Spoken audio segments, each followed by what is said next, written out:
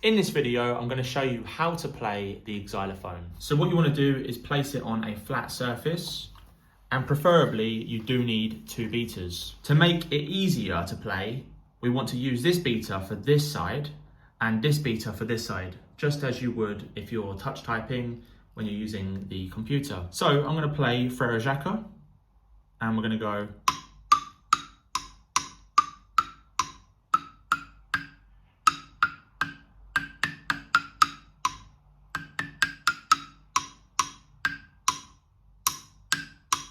So it's very easy. You're just basically striking each note. And if I slow this down, this can be your first song. So we're going to go C, D, E, C, C, D, E, C. And then the next part is E, F, G, E, F, G.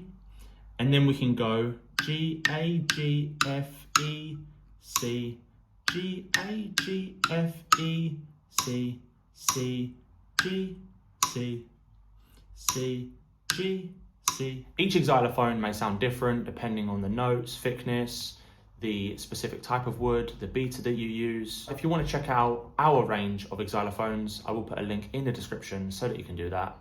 Thank you so much for watching.